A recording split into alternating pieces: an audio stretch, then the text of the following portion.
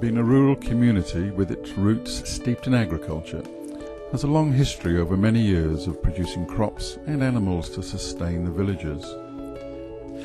The annual Harvest Festival, held on the Sunday of the harvest moon, the Sunday closest to the autumn equinox, has been celebrated over the centuries at St Mary's, when the church is decorated with all manner of fruits, flowers, vegetables and corn, the staff of life. To this day, the ladies of the village continue the age-old tradition of corn platting as part of the Harvest Festival celebrations. Corn platting and the making of corn dollies is an ancient craft dating back to pagan times. Traditionally, each grain field was thought to contain a spirit of fertility that would die when the last sheaf was cut, unless it was housed in a corn dolly and kept until the next harvest. The corn dolly was customarily made from the last bundle of grain cut by the oldest harvester, and at the time of the next harvest was fed to the best cow or mare, or ploughed into the first furrow. More recently, corn dollies are generally associated with fertility and good luck, and are hung as decorative symbols. The red colour of the ribbon is a traditional colour to represent the warmth of the sun. This short video presentation, made in September 2010, records the ladies of the village practicing the age-old craft of corn platting, a craft they will pass to their children and their children's children, thereby keeping this age-old tradition alive. Harvest Festival celebrations first came to Colton in the year 1859. The Reverend Abdiel Seaton was the rector at the time, and it must have been a great day of celebration, according to the report in the paper. The newspaper being the Staffordshire Advertiser. There was a service in church, and following that there was a feast for children, followed by a major feast for adults. All types of meat was served and plum cake. This was followed by country dancing. The social event took place in a tent that must have been absolutely enormous, because everyone from the parish was here, as well as visitors. This tent was set up in the Barcroft on the far side of the Brook Bridge from the church. It was decorated with flowers, with leaves and with ears of barley amongst the flowers and the fruit and the vegetables, I believe, as well. The church service commenced at 2 o'clock. We have great detail in the Staffordshire Advertiser explaining that the choir were present and how many clergymen, I would think a large number from around the district, to see and hear and partake in the first celebration of harvest at Colton. The church was decorated with many flowers and again with leaves. The pillars were encircled with leaves, and in amongst the leaves were ears of wheat. There were sheaves of wheat in the porch, and it was a very eventful day. From 1930, my mother became one of those who was involved in the decorating of the church and certainly in the corn platting. In this photograph, taken by my godmother, who was housekeeper at Colton Rectory in the early 30s, you find from the left Miss Ellen Rochell, who many of us remember as either a Sunday school teacher or the lady who delivered the post. Next to her is Miss Lucy Norman, the aunt of Norman Baker. Central is my mother, Mrs. Alice Cooper. Alongside her is Mrs. Stevenson. Finally, on the far right is Miss Eva Jones, the younger sister of Miss Dorothy Jones. From those early years, 150 years ago, the farmers and their farm servants would be using a sickle or a scythe with which to cut the corn, whatever crop it was, and bind by hand into sheaves to put them in the fields in stuck formation of 6 stucks standing together in order to dry. Eventually, with the coming of machinery, progress would soon be made towards using a horse-drawn binder which would cut and bind, and the farm workers would stand the stucks together in the field. By the 1940s, there were tractors here in Colton, and we know that Manor Farm used tractors from those early years, certainly during the war and post-war. With the coming of the combine harvester in the 1950s, many things were changed. The drying of the seed had to happen on the farm premises, and it is sure that the Manor Farm had by 1950 a dryer, a hand-built dryer by the farmers themselves.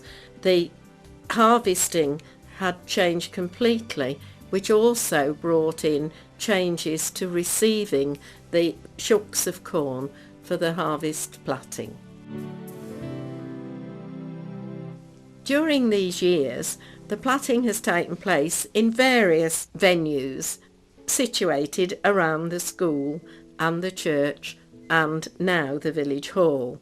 To begin with, in the early 1930s, certainly, the plaiting took place in the old schoolroom, which was part of the farm buildings of the rectory, virtually where the new rectory stands today.